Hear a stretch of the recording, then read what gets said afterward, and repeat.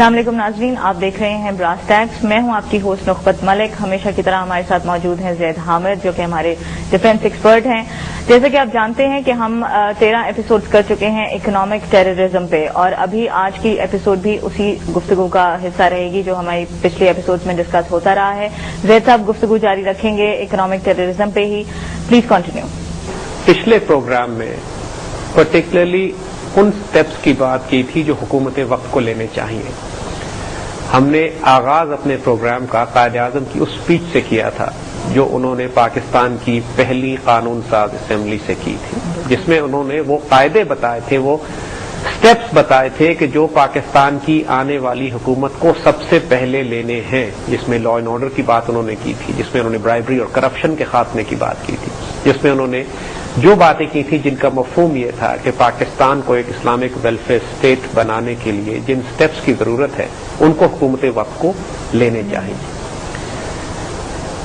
हमने साथ साथ ये मेजर्स भी डिस्कस किए कि पाकिस्तान की हुकूमत को अपनी फूड सिक्योरिटी अश्योर करने के लिए पाकिस्तान के अवाम को गल्ला, खुराक और खाने पीने की चीजें पहुंचाने के लिए आने वाले आलमी हालात के पस मंजर में हमें क्या स्टेप्स लेने चाहिए, हमें किस तरह अपने पानी सिक्योर करना है, किस तरह हमें फूड सप्लाई सिक्योर करनी है, किस तरह हमें फूड स्टॉक्स जमा करने हैं, किस तरह हमें एग्रीकल्चर पे एम्फसाइज करना है कि पूरी दुनिया में जो कहत बर्पा होने जा रहा है, पाकिस्तान के लोग आने वाले वक्तों में खाने और खुराक के मामले में खुद कफील हो सके। आज हम कायद-ए-आज़म की एक और गैर मामूली तकरीर की तरफ पहले आएंगे, इससे पहले कि हम उन स्टेप्स की बात करें जो आज की हुकूमत वक्त को लेने चाहिए। ये इतनी गैर मामूली तकरीर है कि हम आपको बताएं कि हम खुद हैरान हुए जब हमने इसको देखा, कि हमने खुद पहली दफा इस तकरीर को अपने इस प्रोग्राम की रिसर्च के दौरान देखा, एंड आई वाज स्टन्ड। हम गैर मामूली तौर पर हैरान हुए इस तकरीर को पढ़कर, क्योंकि इस तकरीर का एक पस मंजर भी है। ये वो तकरीर है जो कायद-ए-आज़म ने स्टेट बैंक का इफ्तिताह करते हुए 1 जुलाई 1948 में की, यानी अपने इंतकाल से तकरीबन 2 माह पहले। ये कायद-ए-आज़म की आखिरी तकरीर थी जो उन्होंने पब्लिक में की, यानी this was his dying declaration, अगर हम ये कहें तो। और अपने इंतकाल से पहले जो वो आखिरी बात ऐलान करके गए हैं, हमने पहली तकरीर पिछले प्रोग्राम में की थी, आज आखिरी तकरीर की बात करेंगे। कायद-ए-आज़म ज़ियारत में थे, तबीयत बहुत ज्यादा खराब थी, डॉक्टर्स ने मना किया कि आप सफर नहीं कर सकते। मोहतरमा फातिमा जिन्ना ने भाई को रोका। कायद-ए-आज़म वाज डेस्परेट कि मैं कराची पहुंचूं और स्टेट बैंक के इफ्तिताह में जाऊं। कोई खास बात थी जो वो कहना चाह रहे थे, और इस बात के बावजूद कि उनके इंतकाल में अब सिर्फ 2 माह रह गए थे, टीबी आखिरी स्टेज पे जा चुकी थी, डॉक्टर ने सफर करने से मना किया था, और वो खुद चंद कदम भी नहीं चल सकते थे। इस सिचुएशन में वो ज़ियारत से चलते हैं, कराची आते हैं, कराची में आके स्टेट बैंक के इफ्तिताह के मौके पर पहुंचते हैं, और ये तारीख साज तकरीर करते हैं जिसको हमारी तारीख से छुपा दिया गया है। हमारे बच्चों को ये नहीं पढ़ाई जाती, हमारे मीडिया में कभी इसका जिक्र नहीं किया जाता, और हम बरमला एतराफ करेंगे कि आज तक हमने भी ये नहीं देखी थी। अपने इस प्रोग्राम की रिसर्च के सिलसिले में जब हमारी नजर इस पर पड़ी, अपने एक बहुत अच्छे दोस्त के रेफरेंस से कि जो कायद-ए-आज़म की तकरीरों पर काम कर रहे हैं, तो I was stunned, amazed and to be honest shocked. ऐसी गैर मामूली तकरीर है ये कि आज वो तमाम लोग जो कायद-ए-आज़म के उसूलों पर चलने की बात कर रहे हैं, वो तमाम लोग जो अपने आप को इनलाइटेंड कहते हैं, लिबरल सेकुलर डेमोक्रेट कहते हैं, ये उनके मुंह पर भी एक तमाचा है, और उन तमाम लोगों के लिए जो पाकिस्तान का एक इकोनॉमिक मॉडल बनाना चाहते हैं, उनके लिए एक मसले राह है। आज हम उस तकरीर के हवाले से पहले आपसे बात करते हैं। I would like to coat that speech here, और उसको हम बराह रास्त उर्दू में तर्जुमा करते जाएंगे, मेरे पास अंग्रेजी में लिखी है वो। कायद-ए-आज़म ने फरमाया कि अपनी स्टेट बैंक के इफ्तिताह की तकरीर पर कि मैं बहुत बेचैनी के साथ स्टेट बैंक की रिसर्च को देखूंगा, क्योंकि वो एक ऐसी बैंकिंग प्रैक्टिसेस का पाकिस्तान में इजरा कर सके कि जो इस्लामी बुनियादों पर कायम हो और माशरे में अदल कायम कर सके। जो मगरिब ने इकोनॉमिक सिस्टम दिया है वो इस कदर बेकार और नाकारा है کہ وہ انسانیت کی تمام تر مشکلات کو دور کرنے میں ناکام ہو چکا ہے اور دنیا کو تباہی سے صرف کوئی معجزہ ہے جو بچا سکتا ہے. اس ویسٹ کے اکنامک سسٹم نے انسان کے درمیان انصاف نہیں کیا اور اس کی وجہ سے دنیا میں جنگیں برپا ہوئی ہیں، حتیٰ کہ 2 عالمی جنگیں بھی مغرب کے اکنامک سسٹم نے برپا کی ہیں. یہ قائد اعظم کہہ رہے ہیں 1948 کی اسپیچ میں. اگلا جو پیراگراف ان کا ہے کہ مغربی دنیا نے بہت ترقی کر لی ہے، ان کی میکنائزیشن، ان کی انڈسٹری، مگر اس کے باوجود تاریخ انسانیت میں اتنا بڑا میس، اتنی بڑی تباہی کبھی کریٹ نہیں ہوئی جتنی آج کریٹ ہو چکی ہے. اگر مغرب کا اکنامک ماڈل آپ نے اڈاپٹ کیا تو ہم کبھی بھی اپنے مقاصد کو حاصل نہیں کر سکیں گے اور کبھی بھی انسانوں کو خوشحال نہیں بنا سکیں گے. یہ قائد اعظم کہہ رہے ہیں. ہمیں ہر حال میں اپنی تقدیر خود مرتب کرنی ہے اور دنیا کو ایک ایسا اکنامک ماڈل دینا ہے جس کی بنیاد اسلام کے نظام عدل اور مساوات پر ہو. ہمیں ہر حال میں اپنی تقدیر اپنے ہاتھ میں خود لینی ہے اور دنیا کے سامنے ایک ایسا معاشی نظام پیش کرنا ہے جس کی بنیاد صحیح اسلامی پرنسپلز پر ہو تاکہ انسانوں کے درمیان عدل اور سوشل جسٹس قائم کیا جا سکے. لہذا ہم اپنے مشن کی تکمیل کریں گے اس وقت کہ جب مسلمان ہونے کے ناطے ہم انسانیت کو ایک ایسا پیغام دے سکیں کہ جو اس کو خوشحالی اور خوشی دے سکتا ہو اور اس کی بنیاد اسلام کے economic principles per who. Would you believe this کہ یہ قائد اعظم کی تقریر ہے؟ Really, it's really stunning. I mean, Quaid Azam very categorically اپنے ڈیتھ بیڈ سے اٹھ کر آئے ہیں یہ کہنے کے لیے اسٹیٹ بینک کے افتتاح کے موقع پر کہ مغرب کے اکنامک ماڈل کو اگر اڈاپٹ کیا تو دنیا تو تباہ ہوئی ہی ہے، ہم بھی تباہ ہو جائیں گے. Western banking system, western economic model, ہر وہ بات جس کو ہم پچھلے 13 پروگرام میں پروو کرتے چلے آئے ہیں. قائد اعظم 1948 کی آخری تقریر میں اپنے انتقال سے پہلے قوم کو آخری نصیحت کر کے جا رہے ہیں کہ خدا کے واسطے ویسٹرن اکنامک ماڈل فالو مت کرنا، ویسٹرن بینکنگ سسٹم فالو مت کرنا، فریکشنل ریزرو بینکنگ فالو مت کرنا، paper currency based fiat currency based economic model follow مت کرنا. اپنے اکنامک ماڈل کی بنیاد پرنسپلز آف اکویلٹی، جسٹس پہ رکھنا، عدل پہ رکھنا، احسان پہ رکھنا، اس معاملات پہ رکھنا کہ جو اسلام کے اکنامک ماڈل نے تمہیں دیے ہیں. بالکل. اور تاکہ تم دنیا کے آگے بھی سرخرو ہو، انسانیت کے لیے بھی مشعل راہ ہو اور اپنے لیے بھی ایک خوشحال معاشرہ قائم کر سکو. چونکہ مغرب کے اکنامک ماڈل نے دنیا کو تباہی کے ایک ایسے دہانے پر کھڑا کر دیا ہے کہ اب اس سے معجزہ ہی ہے جو دنیا کو تباہی سے بچا سکتا ہے. یہ ساری باتیں ہم پروف کر چکے تھے اور قائد اعظم کی آخری نصیحت اس قوم کو بھی. ناظرین ویلکم بیک اور گفتگو کا جاری رکھیں گے سلسلہ وہیں سے. جی زید صاحب پلیز کنٹینیو. دیکھیے ہم نے پہلے جو بات آپ سے کہی کہ قائد اعظم کی یہ تقریر جو انہوں نے اپنے انتقال سے صرف 1.5 ماہ پہلے کی اتنی سٹننگ ہے جس میں وہ تمام باتیں جو ہم پچھلے پروگراموں میں کرتے چلے آئے ہیں پروو ہو جاتی ہیں. یہ بات کیٹیگوریکلی ڈیفائن کر دی گئی ہے. آپ کسی بھی نقطہ نظر سے دیکھیں، چاہے آپ purely Islamic point of view سے دیکھیں یا آپ اکنامک پوائنٹ آف ویو سے دیکھیں یا آپ ہسٹوریکل پوائنٹ آف ویو سے دیکھیں، آج کے modern زائنسٹ paper currency based fractional reserve banking system سے زیادہ ناپاک اور پلیت اکنامک سسٹم انسانیت نے نہیں بنایا. انسان تباہی کے دہانے پر پہنچ چکا ہے، تباہی اور بربادی مقدر ہو چکی ہے انسانیت کا اگر اسی سسٹم کو فالو کیا گیا. زائنسٹ اکنامک ماڈل کا مقصد یہ ہے کہ پوری دنیا کے انسانوں کو بھوکا، فاقے میں، قحط میں مبتلا کر کے ہلاک کیا جائے. ان کے اپنے ڈاکومنٹس اور پیپرز اب یہ کہہ رہے ہیں کہ دنیا کی 6 ارب آبادی ہو چکی ہے، ہم اس آبادی کو کم کر کے 1 ارب تک لے کر آئیں گے، یعنی 5 ارب انسانوں کو قتل کرنے کا پلان ان کا اگلے 20 سال کے اندر ہے، جس میں قحط کے ذریعے، فاقوں کے ذریعے، جنگوں کے ذریعے اور بیماریوں کے ذریعے آبادیاں کم کی جائیں گی.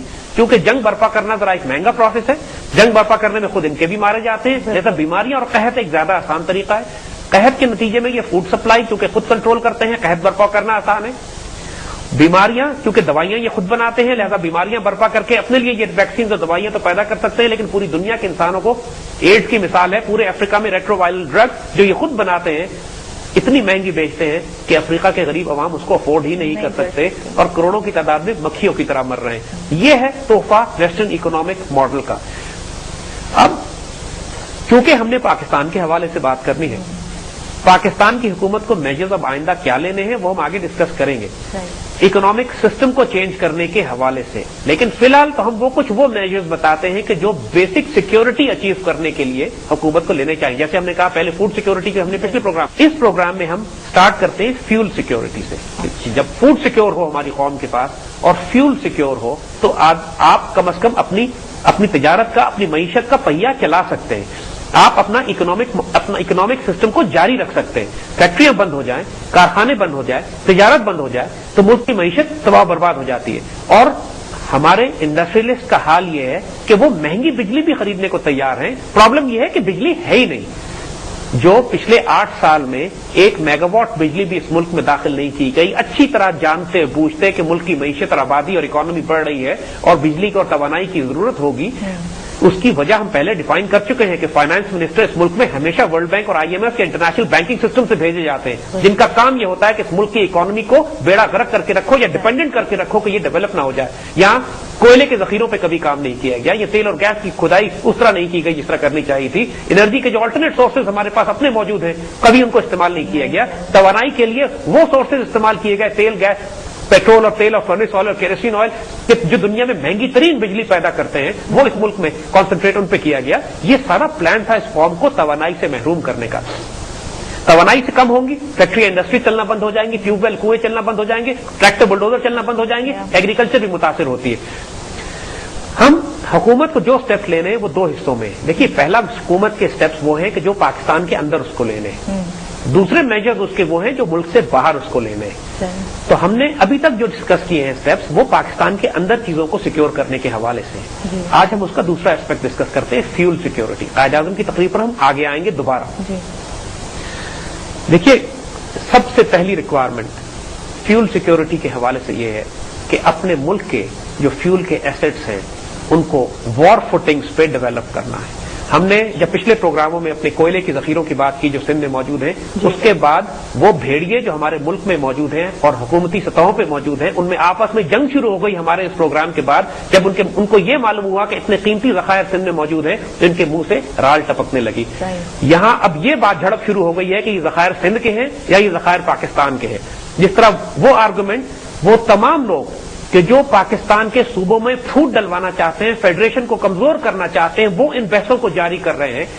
جو کچھ پاکستان میں ہے پاکستان کے عوام کا ہے. یہ بات ہم نے پہلے بھی کہی تھی کہ سندھ کی اگر پورٹ ہے تو پورا پاکستان استعمال کرتا ہے، بلوچستان کی گیس پورے ملک میں جاتی ہے، سرحد کی بجلی پورا ملک استعمال کرتا ہے، کشمیر کا پانی پورے ملک کے پاس آتا ہے اور پنجاب کا غلہ پورا ملک استعمال کرتا ہے. جو کچھ ہے گھر کے بھائیوں میں جو پھوٹ ڈلواتا ہے وہ بدترین دشمن ہے اس ملک، قوم اور ملت کا. ایک بات ہم آپ کو اور بتائیں، ہم نے تو یہ بھی سنا ہے اور ذرا محتاط رہیے گا کوئی ایسا نہ کر جائے، ہم نے یہ بھی سنا ہے کہ ان سندھ کے کوئلے کے ذخائر کو کوئی شخص انڈیا کے Mittal steel group of steel کو بیچنا چاہتا ہے. انڈیا کا مٹل گروپ ہے جو انٹرسٹڈ ہے پاکستان کے کوئلے کے ذخائر میں. مٹل دنیا کی سب سے بڑی اسٹیل پروڈیوسنگ کمپنی ہے اور وہ انٹرسٹڈ ہیں اس کوئلے کے ذخائر میں حصہ لینے کے لیے. جس طرح ہماری پچھلی حکومتوں نے ریکورڈک کے گولڈ اور کاپر ذخیرے یہودیوں کو بیچ دیے تھے، اس طرح کچھ لوگ اس ملک میں اب یہ پلان کر رہے ہیں کہ کوئلے کے ذخائر کے بڑے بڑے حصے جو ہیں وہ باہر کی ملکوں کو فروخت کر دیے جائیں اور مٹل گروپ جو کہ براہ راست ایک ہندو زائنسٹ گروپ ہے اس کو فروخت کیے جائیں. لہذا نگاہ رکھیے گا کہ کوئی یہ ڈیل نہ کر جائے. اسی طرح پاکستان میں جو آئل اینڈ گیس کے ذخائر ہیں جن کی کھدائی کرنے کا ہمیں موقع اس لیے نہیں ملتا کہ بلوچستان کے شمالی ان تمام علاقوں میں جہاں پہ یہ ہے وہاں پہ بلوچستان لبریشن آرمی کے ٹیررسٹ نہ ہماری گیس سپلائی لائنز کو سلامت رہنے دے رہے ہیں اور روز ایک گیس سپلائی لائن اڑائی جاتی ہے اور نہ وہاں کسی کمپنی کو کھدائی کرنے دیتے ہیں. حکومت کی اولین ذمہ داری ہے. لا اینڈ آرڈر کی بات ہم پہلے کر چکے ہیں. قائد اعظم نے اپنی پہلی تقریر میں لا اینڈ آرڈر کی بات کی تھی. وہ ایشو ابھی تک ریزالو نہیں ہوا ہے. ایک اسٹرانگ جوڈیشل پروسیس کے ذریعے ٹیررسٹ اور دہشت گردوں کو کٹہرے میں قانون کے لانا ہوگا. اب جو تمام لوگ پاکستان کی ریاست کے خلاف جنگ کر رہے ہیں ان سے پھر جنگ بھی کرنی ہوگی. یہ وار فوٹنگ پہ جنگ ہوگی. یہ کوئی بلوچستان کے حقوق کے خلاف بات نہیں ہو رہی کہ Indian sponsored Balochistan liberation army یا مکتی بانی کے دہشت گردوں کو اگر ایسٹ پاکستان میں مارا گیا تھا تو یہ کوئی اپنے لوگوں کے خلاف جنگ نہیں تھی، وہ انڈین اسپانسرڈ دہشت گرد گنڈے تھے جن کا مقصد پاکستان کی ریاست کو توڑنا تھا، اور چونکہ ان کے خلاف سٹیپس مضبوط نہیں لیا گیا تو ریاست کو نقصان پہنچا۔ اسی طریقے سے بلوچستان لبریشن آرمی کے تمام کمانڈر افغانستان میں یا مارے جاتے ہیں یا وہاں پائے جاتے ہیں یا وہاں تربیت پاتے ہیں یا وہاں سے اسلحہ لے کر آتے ہیں، اور ان پہ کسی قسم کی نرمی کرنے کی ضرورت نہیں ہے۔ بلوچستان کو ہر حال میں کھولنا پڑے گا کیونکہ یہ پاکستان کی ریاست کی امانت ہے۔ اور ایک بات ہم یہاں پہ اور بتانا چاہیں، کیونکہ ریاست کے حوالے سے یہ لوگ تفرقہ ڈالنے کی بات کرتے ہیں، صوبوں کو آپس میں توڑنا چاہتے ہیں، پاکستان کی فیڈریشن کو کمزور کرنا چاہتے ہیں، ہم گوادر کے حوالے سے بہت اہم بات ایک کرنا چاہیں گے۔ یہاں پہ گوادر کی تاریخ ہمارے ملک کو نہ بتائی جاتی ہے نہ پتا ہے لوگوں کو۔ صحیح 1860s میں 30s 40s 50s آس پاس، یعنی یہ 19ویں صدی کے آخر کی بات ہے، یہ درمیان کی بات ہے کہ بلوچستان کے کچھ لوگوں نے، کچھ سرداروں نے گوادر کو انگریزوں کے ہاتھ بیچ دیا تھا۔ یہ بات ہماری قوم کو نہیں معلوم کہ جب پاکستان بنا تھا تو اس وقت گوادر پاکستان کا حصہ نہیں تھا۔ بالکل۔ گوادر کو 100 سال تک انگریزوں نے اپنے قبضے میں رکھا، عمان کی حکومت کے ذریعے وہ اس پر حکومت کرتے تھے، عمان میں برٹش کالونی تھی۔ جب پاکستان بنا ہے گوادر پاکستان کا حصہ نہیں تھا، گوادر عمان کا حصہ تھا۔ 1957 میں حکومت پاکستان نے پورے پاکستان کی عوام سے چندہ اکٹھا کر کے، ٹیکس جمع کر کے، پیسے جمع کر کے عمان کی حکومت سے گوادر کو خریدا ہے۔ گوادر پورے پاکستان کی عوام نے خون پسینے کی کمائی سے مل کر واپس خریدا ہے۔ دیکھیے، اپنی دھرتی، اپنی زمین، دھرتی ماں ہوتی ہے۔ سوال آج گوادر پر اپنا حق جتانے والے بلوچستان لبریشن آرمی کے دہشت گرد یہ کیوں نہیں بتاتے کہ ان کے باپ دادا نے اپنی دھرتی ماں بیچ دی تھی انگریزوں کو، اور پوری پاکستانی قوم نے اپنے خون پسینے کی کمائی سے ماں واپس خریدی ہے ان کی۔ یہ دھرتی ماں ہے ہماری، اس سے ہمارا رزق، ہمارا وجود اس پاکستان کے ساتھ وابستہ ہے۔ جو اس کو نقصان پہنچانے کی بات کرے گا، اللہ کی قسم وہ اللہ رسول کا بھی دشمن ہے، اور ہم بھی شدید سختی کریں گے اس کے اوپر، اور کرنی چاہیے۔ یہ کیوں نہیں بتاتا یہ آج بلوچستان لبریشن آرمی کے بلوچوں کے حقوق کی بات کرنے والے کہ ہم نے خود اپنی دھرتی ماں کو انگریزوں کے ہاتھ بیچا تھا اور پوری پاکستانی قوم نے واپس خریدا ہے گوادر۔ اور جس طرح پاکستان کا چپا چپا پورے پاکستان کے ہر شہید کی امانت ہے جس نے اس ملک کی آبرو کے لیے اپنی جان دی ہے۔ ان 20 لاکھ مسلمانوں نے سندھ، بلوچستان اور سرحد کے لیے قربانیاں نہیں دی تھیں، انہوں نے ریاست پاکستان کے لیے اپنی جانیں دی تھی، اور اس مقدس امانت کی ہم نے ہر حال میں حفاظت کرنی ہے۔ بالکل۔ نالج اور پلیز دیکھیے، جیسے ہم نے بات آپ سے کہی کہ جو فنڈامنٹل ایسپیکٹ یاد رکھنے کا ہے کہ پاکستان کے اندر جو خزانے ہیں وہ پاکستان کے شہداء کے، پاکستان کے عوام کے، پاکستان سے محبت کرنے والوں کے اور پاکستان کی ریاست کے ہیں۔ سندھ کا کوئی وجود نہیں ہے پاکستان کے علاوہ، بلوچستان، سرحد، فرنٹیئر کشمیر، پنجاب، کوئی وجود نہیں ہے ہمارا اگر ہم جسم کے اعضاء کاٹ کے الگ کر دیں تو یہ ہم ایک وجود ہیں۔ اور جو شخص یہ بات کرتا ہے یہ میرے تیرے کی جھڑپ، صوبوں اور مرکز کی جھڑپ، آپ صوبوں کی آپس میں جھڑپ، شکلیں پہچان لیجیے گا، غدار ہیں یہ لوگ، آپ کی آبرو بیچ ڈالیں گے یہ۔ سر یہاں پہ آپ کو انٹرپٹ کروں گی میں، بتائیے کہ اگر اس طرح سے ہے پاکستان کا حصہ، ان کا وجود نہیں ہے پاکستان کے بغیر، پھر یہ بات شروع کہاں سے ہوئی، کیسے، یہ کس بیس پہ یہ لوگ کہتے ہیں؟ یہ وہی آرگومنٹس ہیں کہ جو مجیب الرحمان نے مشرقی پاکستان توڑنے سے پہلے دیے تھے۔ جی، وہ یہی اعتراض کیا کرتا تھا کہ ہمارے پٹسن کے پیسے سے اسلام آباد آباد کیا گیا ہے، صحیح، ہماری پٹسن سے یہ پورا مغربی پاکستان ہے جو کما رہا ہے۔ غلطیاں کوتاہیاں ہوتی ہیں، جھگڑے ہوتے ہیں گھر کے اندر، بھائی بھائی بھی آپس میں لڑ پڑتے ہیں، لیکن جو گھر کو جلانے کی بات کرتا ہے وہ اسلام کا، پاکستان کا، مسلمانوں کا، اور ان لاکھوں لوگوں کا جنہوں نے اپنے جان، مال، عزت اور آبرو قربان کیے ہیں اس ملک کی عزت اور آبرو کی حفاظت کے لیے اور اس کی سرحدوں کی حفاظت کے لیے۔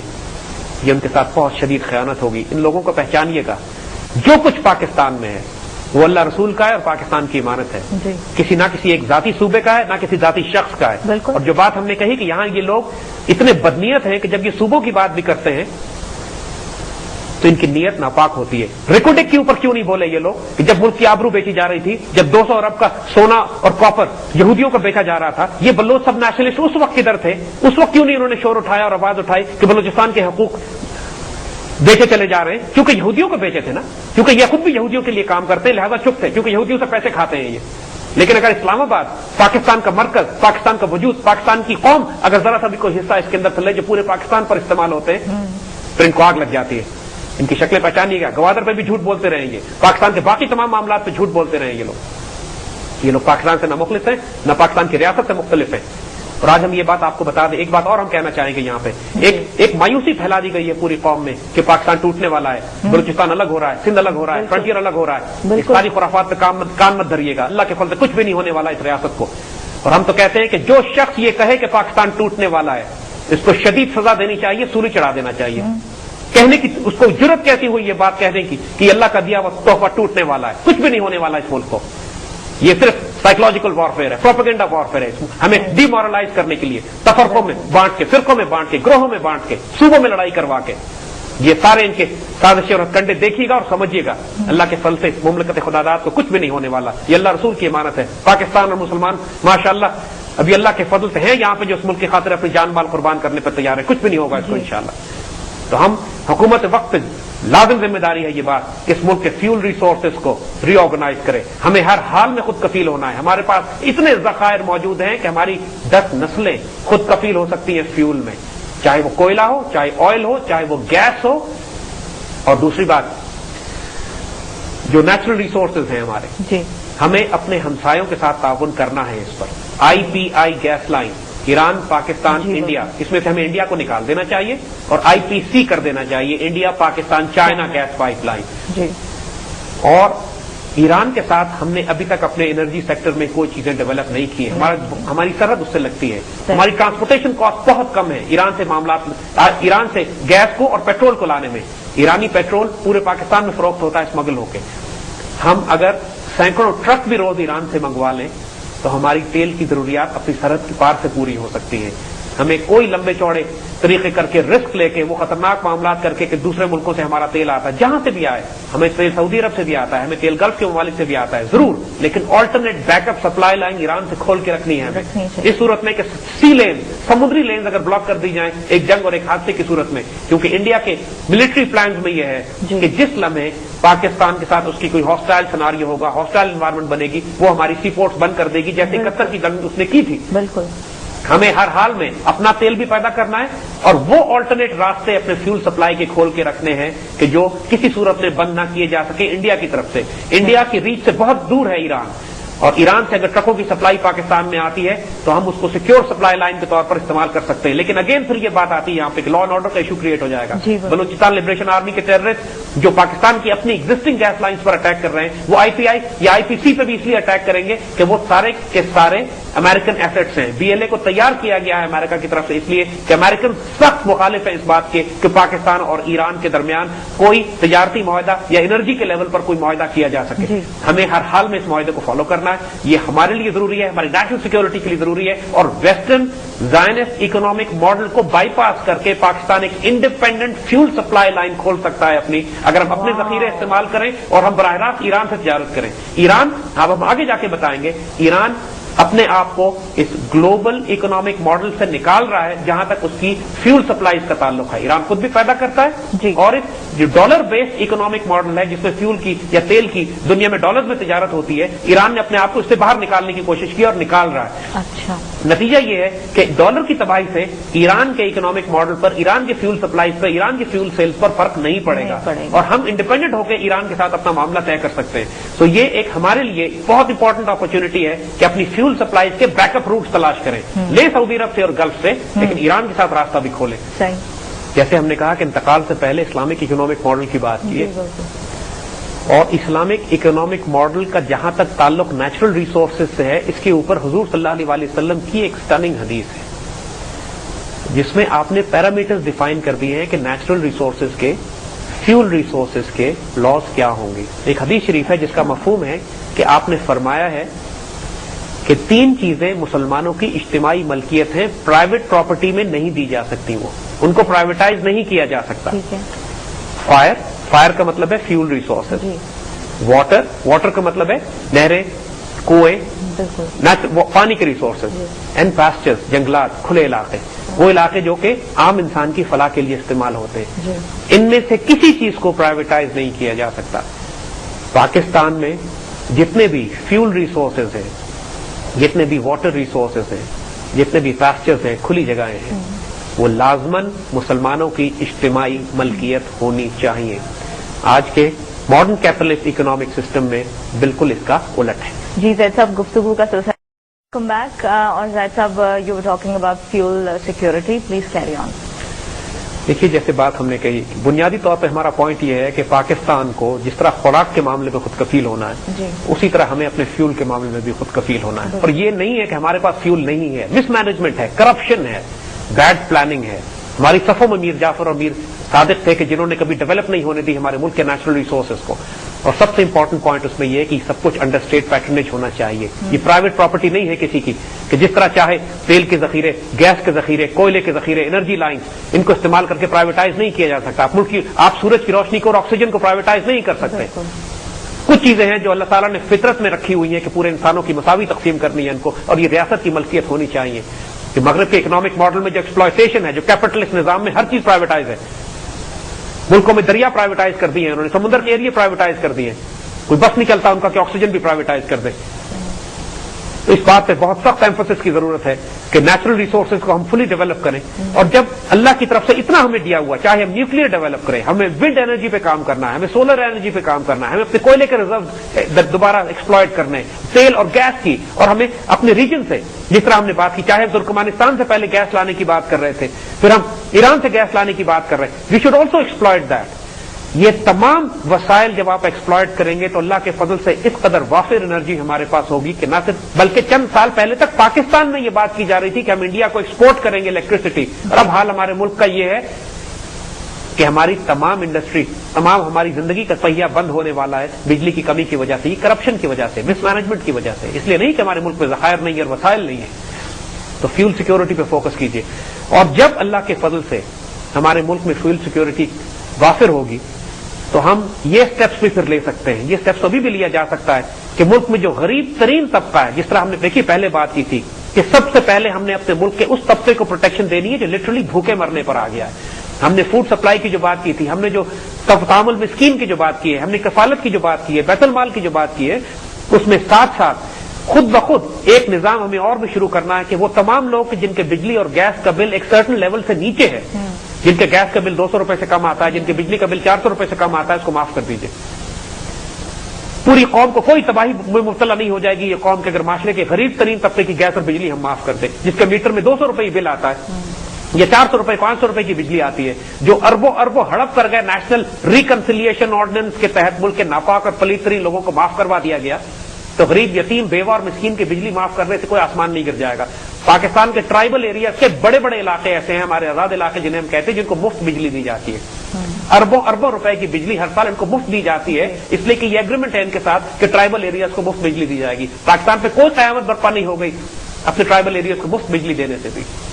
تو اپنے ملک کی اگر یتیم بیوہ اور مساکین کو ہم، جن کے بجلی کے بل 200 اور 300 اور 400 روپے ہوتے ہیں، جس کے لیے وہ بہت بڑی رقم ہوتی ہے 200-300 روپے، ان کی بجلی اگر آپ مفت کر دیں اور وہ جو کرپشن میں پیسے اربوں روپے ضائع ہوتے ہیں اس کو سیو کر لیں، تو بہت آسانی سے اپنے معاشرے کے غریب ترین طبقوں کو سسٹین بھی کر سکتے ہیں، سپورٹ بھی کر سکتے ہیں. ان کو ہم آج کے دور میں بجلی اور گیس بنیادی حقوق میں شامل ہیں. یہ کوئی احسان نہیں کرتی حکومت اگر کسی کو دیتی ہے تو. ہاں، انسان عیاشی نہ کرے، انسان اسراف نہ کرے. یہ نہ کرے کہ گھر میں ایک طرف تو 10 ایئر کنڈیشنر لگے ہوئے ہوں اور ایک طرف ایک شخص بلب جلانے کے قابل نہ ہو. جو 10 ایئر کنڈیشنر کا بل دے سکتا ہے اس پر 11ویں ایئر کنڈیشنر کا بل ڈالنا کوئی آسمان نہیں گر جائے گا. لیکن جس کے یہاں 100 بلب جل سکتے ہیں اس ایک ایئر کنڈیشنر سے، ان 100 بلب والوں کو معاف کر دیں، ان کا بل نہ لیں. اور یہ پوری قوم جب سسٹین کرے گی اپنے معاشرے کے کمزور ترین طبقوں کو، یہ کیا جا سکتا ہے. یہ ہم سے کوئی نہ کہے کہ یہ نہیں کیا جا سکتا.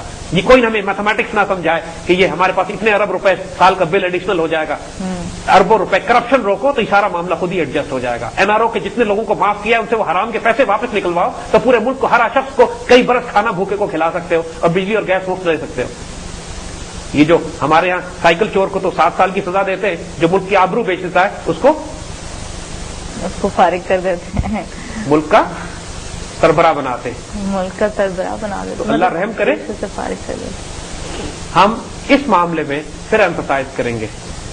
دیکھیے، اور دوسرا ایسپیکٹ کہ جو معاشرے کے غریب ترین طبقے ہیں وہ موٹر سائیکل، اسکوٹر، رکشے وہ استعمال کرتے ہیں. بالکل. ان کے لیے پیٹرول سستا کر دیں، اس لیے کہ جن کے پاس 10 لاکھ کی اور 20 لاکھ کی اور 40 لاکھ کی گاڑی ہے وہ اس میں CNG بھی لگاتے ہیں اور وہ پیٹرول بھی افورڈ کر سکتے ہیں.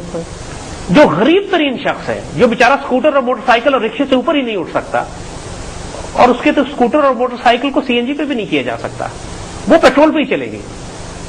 اور اس پر جو آپ انڈائریکٹ ٹیکسیشن اور بھاری قیمتیں لگا کے کمر توڑ رہے ہیں معاشرے کے غریب ترین طبقے کی, اس پر رحم کریں.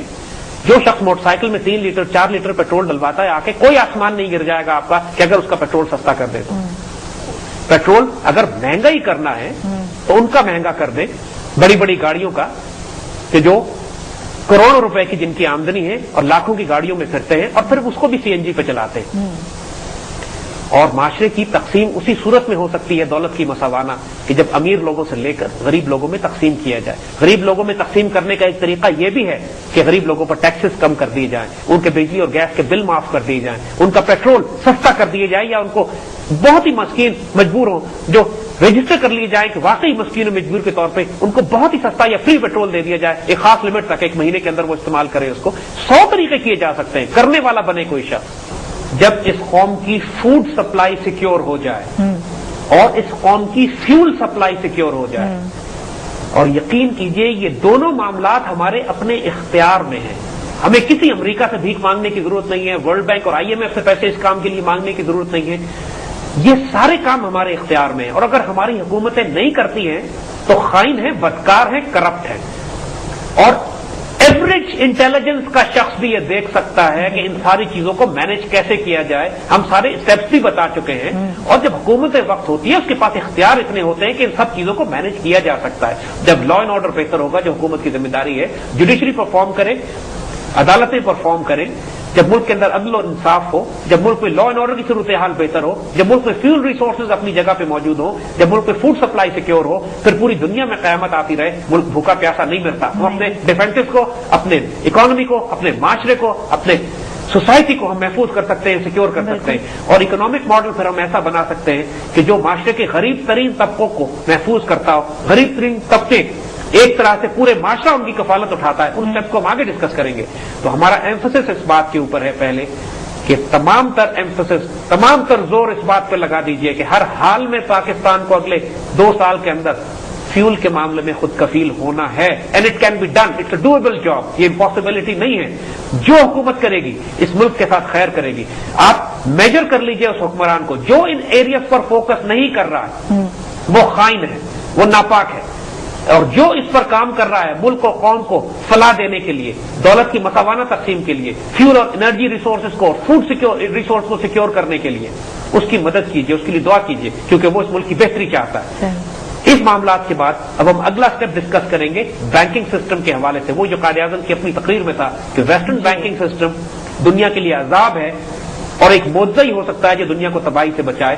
اب اس کا آلٹرنیٹ کیا ہے وہ انشاءاللہ ہم آگے ڈسکس کریں گے. جی یہیں پہ ایک چھوٹا جی ناظرین ویلکم بیک. اور زید صاحب, آپ نے ابھی تک جتنے بھی میجرز ڈسکس کیے ہیں اس سے مجھے یہ فیلنگ ہو رہی ہے کہ اس وقت ہماری سوسائٹی میں مڈل کلاس تو ختم ہو گئی ہے. جتنے آپ نے اس وقت میجرز لیے بتائے ہیں پروگرام میں, اور یہ سارے تو مڈل کلاس کو بیسیکلی سپورٹ کرتے ہیں, لیکن نظام اس طرح کا بن گیا ہے کہ غریب سے غریب تر ہوتا جا رہا ہے اور امیر جو ہے وہ امیر تر ہوتا جا رہا ہے. مڈل کلاس تو بالکل ختم ہو کے رہ گئی ہے. آپ پلیز کنٹینیو کریے ہم آگے بات کو. دیکھیے آپ کی بات بالکل ٹھیک ہے.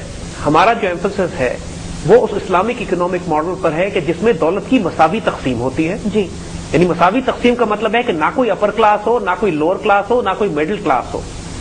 ہر انسان ایک بیئر منیمم لیول تو ہر انسان کی ضرورت پوری ہوتی ہو. معاشرے میں امیر غریب طبقے رہتے ہیں, ہمیشہ ہر دور میں رہے ہیں, لیکن کوئی بلو پاورٹی لائن نہیں ہوتا. کوئی ایسا نہیں ہوتا جو بھوکا پیاسا ہو, اس کو کھانے کے فاقے کے لالے پڑے ہوئے ہوں. کوئی ایسا نہیں ہوتا جس کے سر پہ چھت کی پریشانی ہو, اس کے پاس سواری نہ ہو, اس کو علاج معالجہ, تعلیم, کپڑے, لباس, اپنے بچوں کا تفریح, یہ سب چیزیں اس کو میسر نہ ہو.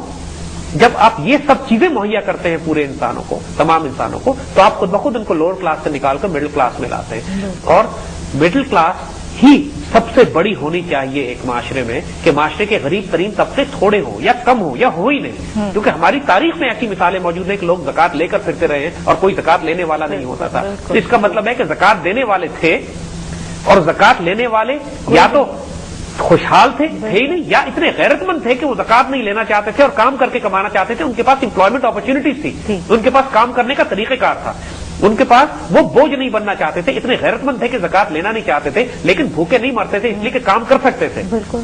اسلامک اکنامک ماڈل میں آپ کو خودداری اور عزت کے ساتھ روزگار دیا جاتا ہے. آپ کا پورا معاشرہ کفالت کرتا ہے اور دھیان کرتا ہے.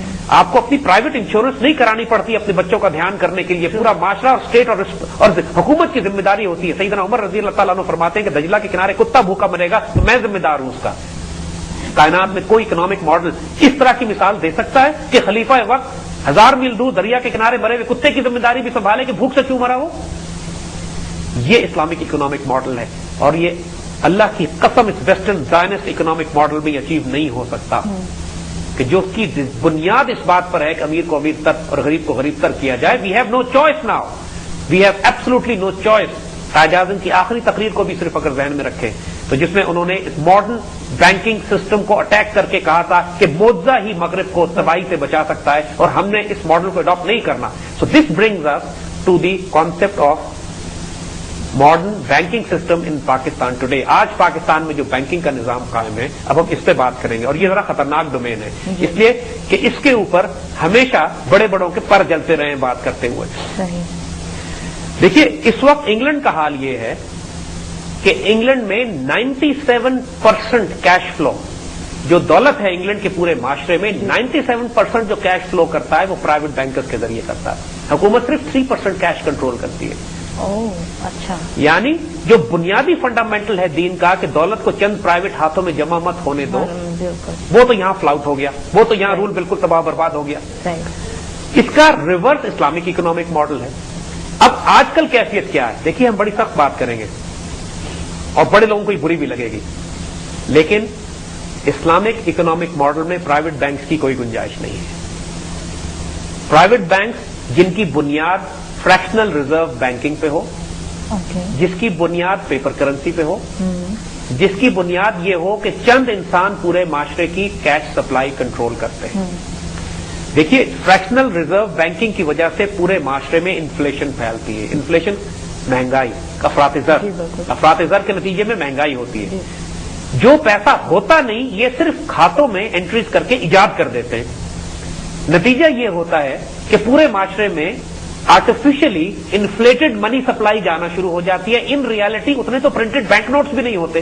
ایک 100 روپے کے بدلے یہ 2000 روپے قرض ایشو کرنا شروع کر دیتے ہیں. تو ظاہر ہے جب 2000 روپے مارکیٹ میں آئیں گے اس معاشرے میں کہ جس میں یہ صلاحیت نہیں ہے کہ اتنی تیزی سے پروڈیوس کر رہا ہو, یعنی ہمارا معاشرہ کوئی پروڈیوسنگ معاشرہ تو ہے نہیں, ویسے بھی کنزیومر ہو گئے, اور جو سپلائیز موجود ہے مارکیٹ میں وہ ایک محدود تعداد میں ہے.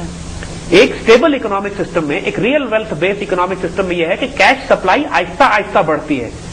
اور جب کیش سپلائی آہستہ آہستہ بڑھتی ہے تو جو مارکیٹ میں چیزیں موجود ہیں وہ بھی آہستہ آہستہ ان کی تعداد بڑھتی ہے. لہذا انفلیشن نہیں ہوتی. اس کو کہتے ہیں انفلیشن نہیں ہو رہی. جب چیزیں اتنی ہوں اور اچانک کیش سپلائی بڑھ جائے اس کو کہتے ہیں افراط زر. اس کے نتیجے میں سب لوگ بھاگتے ہیں تھوڑی سی چیزوں کو لینے کے لیے اور قیمتیں چڑھ جاتی ہیں. یہ simple principle fractional reserve banking کی وجہ سے وجود میں آتا ہے, جو تمام پرائیویٹ بینک جس کے بغیر یہ گزارا کر ہی نہیں سکتے. اب اگر آپ پرائیویٹ بینک سے یہ کہیں کہ فریکشنل ریزرو بینکنگ ختم کر دیجیے آپ, یعنی آج اسٹیٹ بینک کے لاز یہ ہیں پاکستان میں کہ پرائیویٹ بینکس کو 17% یا 16% ریزرو رکھنے پڑتے ہیں, باقی 80% تک 90% تک یہ آگے قرض دے سکتے ہیں اپنے ڈپازٹس کا. اگر آپ ان سے کہیے کہ آپ نے 90% ڈپازٹ رکھنے ہیں, صرف 10% آپ آگے دے سکتے ہیں, تو یہ ان کو بقول ان کے وارہ ہی نہیں کھائے گا, ان کو فائدہ ہی نہیں ہوگا اس کا. یہ بینک خود بخود بند ہونا شروع ہو جائیں گے. اس پرابلم کو ریزالو کیسے کیا جائے؟ دا پرابلم از کہ اگر آپ نے اپنے معاشرے کو درست کرنا ہے, اگر آپ نے ایک اسلامک اکنامک ماڈل بنانا ہے, اگر آپ نے وہ اکنامک ماڈل بنانا ہے کہ جو زائنسٹ بینکنگ سسٹم سے باہر ہو, چاہے پیپر کرنسی آپ استعمال کریں کچھ عرصے کے لیے جب تک کہ آپ کے پاس ریئل ویلتھ گولڈ ویلتھ نہ ہو, تو ایک بنیادی قاعدہ یہ ہے کہ تمام منی سپلائی معاشرے میں ریاست کے کنٹرول میں ہونی چاہیے, پرائیویٹ بینکرز کے کنٹرول میں نہیں ہونی چاہیے. ہم آپ کو اسٹیٹمنٹس دکھا سکتے ہیں پرائیویٹ بینکرز کے, خاص طور پر بینک آف انگلینڈ کے چیئرمین کے 1920 کے اسٹیٹمنٹ اس نے یہ دیا اپنے بینکرز کی ایک کمیونٹی میں, اور اس نے اپنے بینکرز سے یہ کہا کہ ہم بینکرز وہ لوگ ہیں جو معاشروں کو تباہ کرتے ہیں, برباد کرتے ہیں, پوری انسانیت کو فساد میں ہم نے مبتلا کیا ہوا ہے, اور اگر کائنات میں کبھی امن اور سکون چاہیے تو پرائیویٹ بینکنگ پریکٹسز کو ختم کرنا پڑے گا.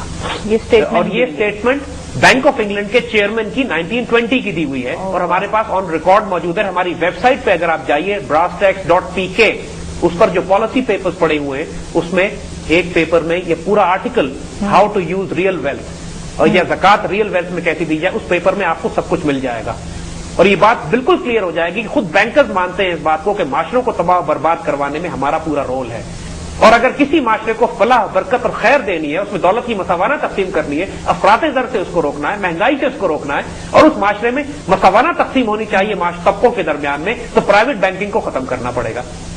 اب کیونکہ ہماری حکومتیں پرائیویٹ بینکنگ فی الحال تو ختم نہیں کر رہی ہیں، افورڈ ہی نہیں کر سکتی، لیکن اس کو ریسٹرکٹ کرنا پڑے گا۔ جو دنیا جہان سے بے تحاشا پرائیویٹ بینکس آ کے یہاں پر انویسٹمنٹ کر رہے ہیں، جو انہوں نے کنزیومر سوسائٹی بنا دی ہے پورے معاشرے کو، جو انہوں نے پورے معاشرے کو قرض میں مبتلا کر دیا ہے کریڈٹ کارڈ اور لیزنگ کے ذریعے، بالکل، اور ہمارا لائف سٹائل تبدیل کر دیا ہے from a producing society to a consumer society. Exactly. وہ شخص جو اپنی نیڈز پوری کرتے تھے اب اپنی خواہشات نفس پوری کرتے پاگل ہوئے جا رہے ہیں، بالکل، پورے معاشرے کو بے ترتیب کر کے رکھ دیا ہے، تباہ برباد کر دیا ہے، اور یہ خصوصیت ہے پرائیویٹ بینکرز کی، کیونکہ ان کا موٹو ہی پروفٹ ہے، سود پہ لینڈنگ، منی لینڈنگ کے بغیر ان کا گزارا نہیں۔ بالکل، منی لینڈنگ بھی اگر وہ صرف اتنی کریں جتنے ان کے پاس ڈپازٹس ہیں تو پھر بھی شاید یہ گزارا کر سکے، لیکن قرآن کے مطابق یہ تخبط الشیطان من المس، شیطان نے تو چھو کے باولا کیا ہوا ہے سود کھانے والے کو، لہذا ان کے ہوش و حواس تو کام نہیں کرتے، لہذا ان کو مزید سے مزید پیسہ چاہیے، جس کے لیے انہوں نے فریکشنل ریزرو بینکنگ ایجاد کی ہے۔ صحیح، اس میں اب کوئی شبہ نہیں رہ گیا ہے، کوئی بھی حکومت پاکستان میں ہو یا کسی اسلامی ملک میں ہو یا کسی ملک میں ہو کہ جو اپنے معاشرے کو تباہی اور بربادی سے بچانا چاہتی ہے تو fractional reserve banking based private banking system کو بند کرنا پڑے گا۔ تمام بینکس اگر فی الحال پیپر کرنسی بھی استعمال کرنی ہے تو وہ ریاست کے کنٹرول میں ہونے چاہیے۔ ان تمام تفصیلات کو ہم اگلے پروگراموں میں انشاءاللہ ڈسکس کریں گے۔ ابھی ہم صرف اسی بات پہ ایمفسائز کرتے ہیں کہ سب سے بڑا فتنہ پرائیویٹ بینکس کی وجہ سے، اور اس فتنے کو براہ راست اٹیک کرنا پڑے گا۔ جی زید صاحب، یقیناً بہت ہی تھاٹ پرووکنگ آپ نے ایشوز جو ہے وہ ڈسکس کیے ہیں، اینڈ آئی ہوپ کہ ہماری قوم اور ہم سب ان چیزوں پہ غور کر سکیں اور پھر ان کو کسی طرح سے امپلیمنٹ کرنے کی کوشش، ایک سٹیپ ہی لے سکیں کم سے کم، تو بہت بڑا چینج آئے گا۔ ہم اپنی گفتگو کا سلسلہ جاری رکھیں گے، لیکن اس وقت ہم پروگرام کو یہیں ختم کر رہے ہیں۔ ناظرین، براس ٹیک سے نخبت ملک اور زید حامد کو اجازت دیجیے۔